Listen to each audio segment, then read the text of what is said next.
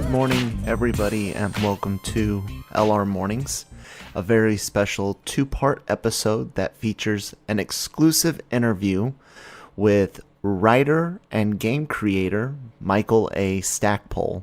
You might know him most as the writer of the X-Wing series, the Rogue Squadron books specifically.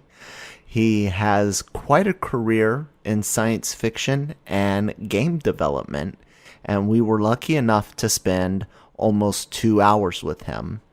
The first part of the interview covers his history with the world of tabletop and video games, as well as his experiences with Battletech. Part 2 of the interview is full of all of our Star Wars questions and some things that he's doing currently. So be sure to listen to both. There's a lot of really great information. He's an awesome dude that is incredibly easy and fun to talk to, and I hope you guys enjoy it. Michael A. Stackpole is probably best known for writing in the Star Wars and Battletech universes. But did you know he's also a tabletop and video game creator? Mercenary Spies and Private Eyes and Wasteland are two of his well-known creations. In these fields, respectively, he's written for industry magazines, defended Dungeons and Dragons against angry parents, been a podcaster, and continues to write original fiction to this day, including a Patreon-based magazine called Scratch. Be sure to give him a rousing round of applause as we welcome him to LRMornings. Mike, pleasure having you on. Welcome to the show. How are you doing today? I'm doing great, and I'm very glad to be here. Outstanding. Like I said, you're well known for your writing, but what some people might not know is your history in gaming. Many fans might not know that you started out in that field and you did some work both on video games and traditional tabletop RPGs. What was it about gaming that drew your attention there? Well, one, you have to understand that I'm probably older than dirt. So long about it, in the early 70s, I started playing war games, strategy games, which were, in the days before Dungeons and Dragons was even a glimmer. And I enjoyed those, and getting into the gaming subculture led me to be a gamer when role-playing games came out. And the gaming community was not very big. I grew up in Vermont, and Tunnels and Trolls, which was a game put out by Flying Buffalo, offered solo adventures. And so I played a couple of those, and then wrote a couple. And Rick Loomis, who was the president of Flying Buffalo, and who recently passed away, was kind enough to put me in touch with Ken St. Andre, the designer of Tunnels and Trolls. And I wrote an article for Ken, and then wrote a solo adventure which Flying Buffalo actually purchased, and that was titled City of Terrors. And I'd always wanted to write, and I'd always had a dream of being published, and gaming just gave me an avenue to reach that goal. Way back when, in the 20s and 30s and 40s, a lot of writers would be able to write for pulp magazines. Mm-hmm. And it was a place that they would learn their craft, and then they would go on and they would write for the slick magazines. And that was a dream of a lot of those writers. And a slick magazine would be the glossy page magazines, yeah, like Saturday Evening Post and things like that. So gaming really in the 70s and 80s kind of served the purpose of pulp magazines in terms of giving a lot of us places to learn how to write and to hone our craft. And that meant we were well equipped for other opportunities that came up. And so that's basically how I got my start, and that's why I absolutely love gaming anyway. But especially because that's where I started out. So Outstanding. I want to follow up with that. How did you decide to make the transition, not completely, but kind of transitioning from tabletop to video games? You worked for Coleco and was it not in television, Interplay? Interplay. How did that transition happen? Well, the Coleco job was literally a stroke of luck in that I was in Connecticut, in Hartford, at a trade show. Rick Loomis and I had gone out for Flying Buffalo to sell games at a game show they had there, and a couple of the executives for Coleco were there looking at things, probably trying to pick out a game that they could, bring over and make big, because Coleco always was at war with Milton Bradley and Hasbro, and they were all fighting for dominance back then. And one of the Eric Bromley, who was the vice president in charge of advanced research and development, came by, and he and I spoke, and I gave him one of my cards, and he liked the fact that on my card it said writer and then game designer right below it. And a couple of weeks later, I got a call, and they offered me a job as a consultant. And so I went to work for him for, I think it was either 10 or 12 weeks, I guess it was 3 months, was the job, at an unbelievably fantastic rate of pay.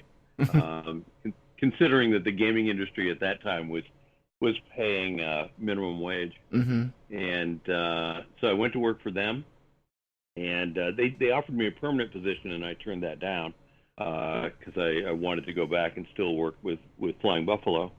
And then many years later, again with Interplay, Brian Fargo was looking for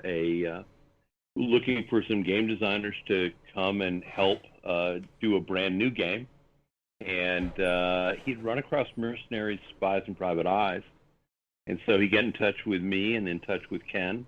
And we dragged a bunch of other people in and worked with a very talented programmer, Alan Pavlish, and put together Wasteland. And Wasteland was very innovative because we really didn't know what we were doing. So we didn't know that there were any limitations. And we kept inventing stuff, and that's why Wasteland has been just a beloved game and a really well-remembered game down through the years. It is very, very much so. That's outstanding. Speaking of Wasteland, which is I think it's appropriate to call it an RPG of its own on video games. Sure. Making RPGs seems like a very time-consuming and intensive process. Even just creating a dungeon in a D&D game for a campaign, for example, seems daunting. What is or was your inspiration, or better yet, what drives you? I lost you for half a second. So sorry. Yeah. I'll repeat it. Just making RPGs seems like a very time-consuming and intensive process. Even just creating a single scenario seems daunting. What is it, or what was your drive, your inspiration in creating RPGs? Well, I think that in many ways it's the same as writing. I think that once you sort of get the bug for storytelling and entertaining other people, you want to see that look on their face, or you want to see them or hear them, say under their breath, "Oh my God," when something happens. And so putting together a great scenario that your friends can explore and be amazed is a motivator. And I find the same way in doing stories or doing comics or anything else. Wanting to see people react and knowing that you're interacting with them on a lot of different levels. You're right that it's very time consuming, but just like writing, once you begin to develop some skills, once you sort of get the hang of it, uh, a lot of the daunting stuff, a lot of the things that um, all the T's that have to be crossed and the I's that have to be dotted become almost automatic. And then that frees you up to be doing all the cool atmospheric stuff and those things. And there've been some projects that I've worked on with other companies. There was a massive dungeon project that I worked on for Pathfinder a bunch of years ago, um, where they basically said, "Look, just write this stuff up, explain it, as you want. We've got people that'll take care of the numbers." And that really, to me, got to the soul of what we want is an entertaining product that will lock people in because we want them to share your vision.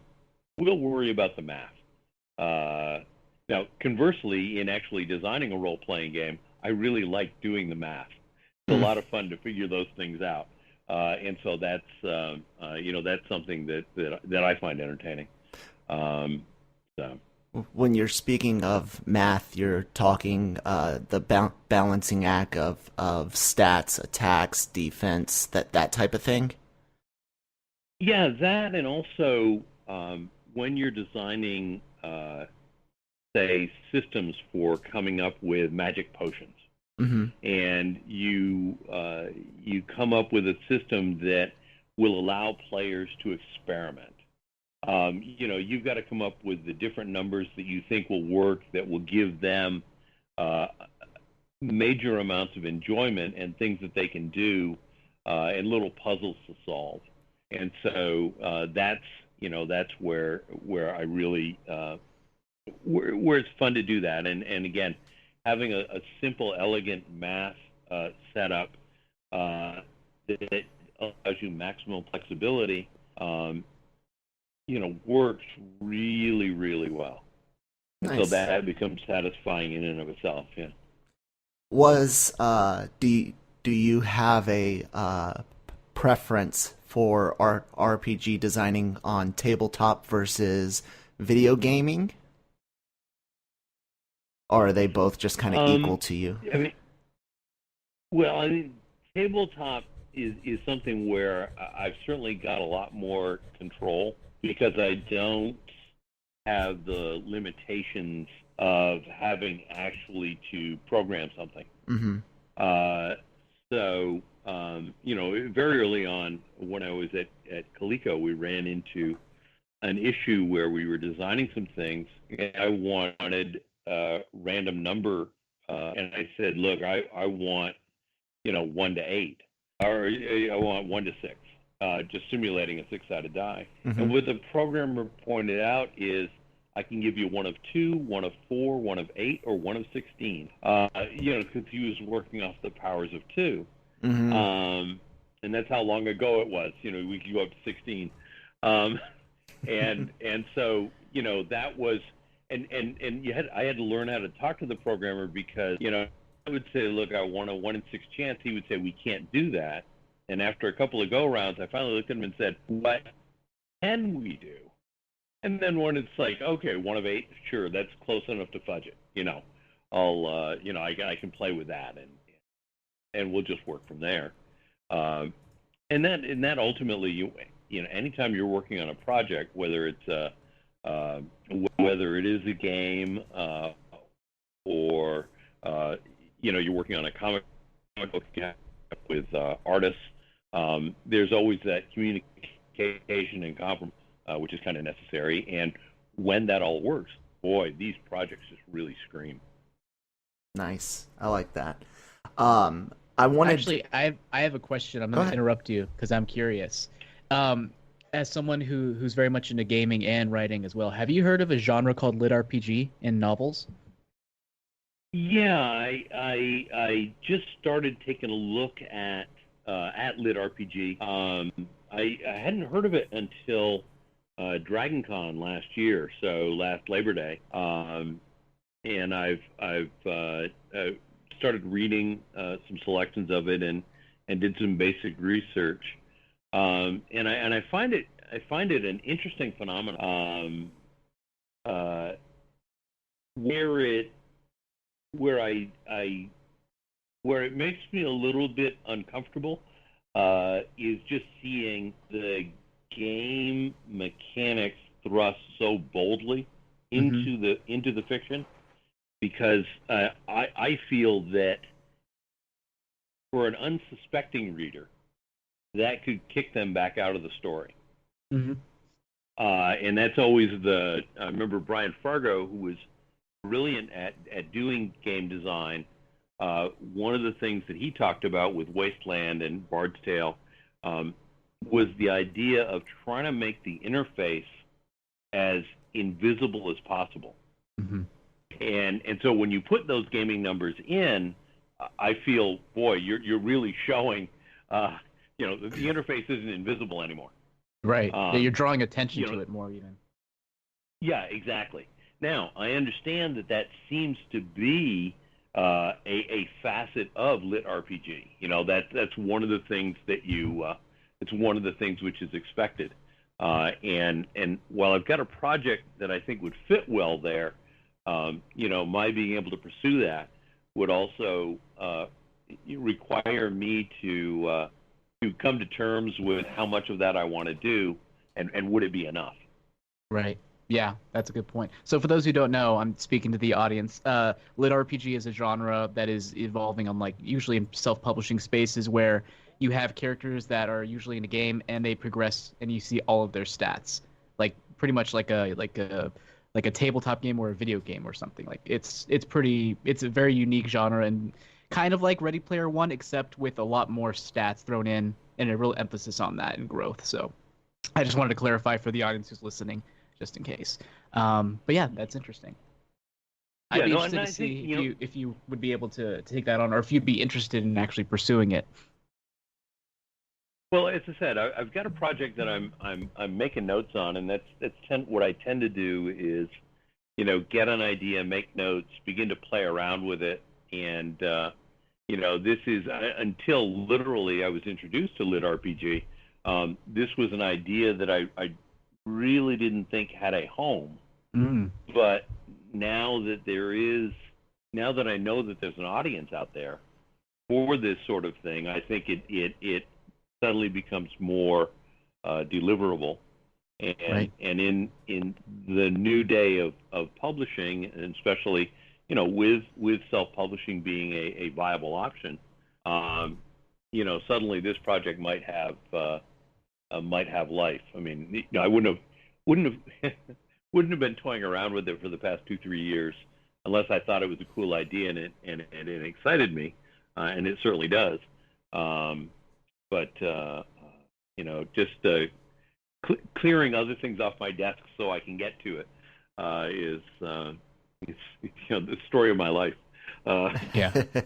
Yep. All right, go ahead, Kyle, whenever you're ready. I have an interesting direct connection to nearly direct connection to something you were involved in the early 80s. You have some strong convictions about, or at least you appear to have some strong convictions about gaming and its effects on society. And you fought against some claims, specifically from Tricia Pulling, in the early 80s, dealing with suicides and elements of the occult in Dungeons and Dragons. My parents were married in the early 80s, and my mother kind of got pulled into that. My dad was a D&D player with some of his army buddies, and that caused some early tension in their marriage, which is interesting. But you went to bat for the game and for RPGs in general. You wrote articles, participated in a radio debate on the subject. Gaming and violence connections has kind of been in the news again recently. If you don't mind, what type of feelings do you have on this modern take on the similar issue? Well, look, violence, suicide, all of those issues are incredibly serious. And, for anyone to attempt to blame violence or suicide on a trivial thing like a game is not taking the phenomena at all seriously. Mm-hmm. The fact is, when you look at the research,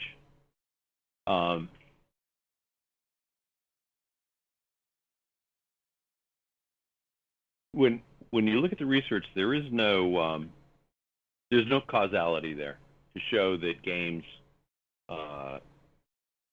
cause violence, cause suicide, and depending upon the research that you do look at, people who game actually commit suicide at a far lower rate than people who don't.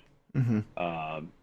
So if you're going to be honest about the research, then you have to look at you have to try and address that particular phenomena in and of itself. The fact that, say, well, again, there's never been causality shown in any act of violence, mm-hmm. including the school shootings and stuff like that. Mm-hmm. When you have games being so ubiquitous in the society, the fact is that people who do anything will have experienced games on one level or another. And the two things you have there is a school shooter sure may have played games. He probably also drank Coca-Cola at some point. Yeah. We're not going to blame this on Coca-Cola. Other phenomena, and it's because games are seen. Games have got the lingering reputation of having caused problems, so people are willing to believe that. And gaming has never really done a good job, a solid industry-wide job on a massive basis, defending itself. For example, I track cases. I'll track clippings. And just as a parallel phenomena, I will track times when people die on a golf course. Now, if you have a bunch of you have four guys who are out golfing, and one of them takes offense at what the other says and beats him to death with a 9-iron. There is nobody in the world that is going to blame that death on golf. Right. That death gets blamed on the fact that this guy's got poor impulse control and mm-hmm. he's got anger management issues.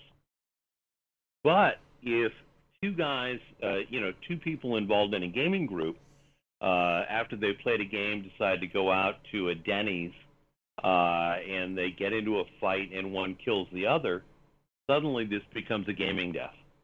Mm-hmm. So those phenomena are not. Death is treated rather selectively when it comes to games. And I think the other thing is, at no point when someone does something heroic, like rescues a cat out of a tree or pulls somebody out of a wrecked car, do they ask, "Hey, do you role play?" Mm-hmm. So at no point do we get gamer saves someone else's life. It would be a great interview to see in a newspaper, right? A gamer pulls somebody from a flaming car, and they say, what inspired you to do this? And the person says, well, 2 weeks ago in my Champions game, there was a car crash, and I pulled somebody out of there, and I thought, when I saw this, hey, it's just the same. Yeah. Boy, that would be great. And that's not to say that gaming makes us heroes, but chances are there are just as many people that are doing heroic or good things that game, or there are far more people who are doing heroic and good things in game than people who have game to get involved in something which is not good. Absolutely. Thank you very much for answering that one. Sure. Let's get into some writing. Your very first novel that you wrote, as far as I can tell from research, was and I'm certain, especially when we get to Star Wars, that I've mispronounced some names because I've never heard them pronounced by you or other people. So I'll Sure. apologize in advance. But Talion Revenant, is that the proper Yep. way to say it? Yeah. Okay. Was actually written in '86, but took 11 years to get published due to some issues with editors and how they felt about the book. You actually cover it, some of the specifics about that situation in the published books afterward, which is cool. Right. And I suggest people check that out. Your first published books, however, as far as I can tell, came from the Battletech universe. And for those that don't know Battletech, kind of started tabletop, made its way into video games through Mech Warrior series, and of course, obviously, we're talking about writing, has novels. What was the appeal of that universe to get you interested in helping to expand it? Well, again, that was one of those. Right place, right time situations. I was at Origins back in 19. Or excuse me, it would have been 19. Good 19. That's good. The last century must have been it was 87. So it would have been 87, and I was at Origins, and I was a freelancer. I'd written Talion Revenant, and I was freelancing. I was still there with Flying Buffalo at the show, but always looking for freelance work. That was one of the nice things about Rick. Is he always let his talent freelance for other people on our own time. And I went and I saw that, of course, at that time, the Dragonlance books had really exploded. And every game company was looking at doing novels, or we all knew that those were sitting there. And FASA had done a couple of Battletech novels, and so I went over and talked with them and said, hey, I've done a novel, and rather correctly, they looked at me and said, you could see the expression on their face was, oh God, another game designer who thinks he can write. But we chatted, and they said that they didn't need any Battletech novels right now, but they had a new game that was coming out. They showed me what that was. They said they'd send me some material. And so on, July 14th of '87, we got a big box of stuff from FASA, and in it was included a bunch of Battletech material. And so over the weekend, I read all that stuff, made notes. They were going to send me some Renegade Legion stuff. That was what they wanted me to do novels for. But by the end of the next week, I got a phone call from Ross Babcock, and he said, hey, and I had sent them samples of Talion Revenant. I'd sent them the first 6 chapters, and I'd sent them a short story that had some high-tech combat in it. And Ross called me up and said, hey, read the first 6 chapters. I'd like to read the rest of the book. And I said, that's great. I said, I've read all you through your Battletech stuff, and I know you want to talk to me about Renegade Legion. But if you ever need, anything said in the Battletech universe, just let me know, because I got a few ideas. And Ross said, yeah, that's what I want to talk to you about. We want you to write a trilogy. I go, okay. And he says, you've got 9 months to write 3 books, 100,000 words each. Jeez. Can you do that? Says Easy he. peasy. And what's running through my brain is, can I do it? And then I'm thinking, Well, if I say yes, then I have to do it. If I say no, I get nothing. So my response was, sure, piece of cake. And that was pretty much it. And so they hired me to write the Warrior trilogy, and I did those. And the first two of those came out in '88, and the rest is kind of history. I think Was that your first time writing that quickly? Probably, sort of, maybe, kinda. Working for Flying Buffalo, I'd had to write a lot of stuff real fast. And right into that same time, I had Flying Buffalo had two divisions. We had the role-playing game division, and we had the play-by-mail division. And all of Flying Buffalo's play-by-mail games were run by computer. But in the play-by-mail industry, there were a lot of hand-run games.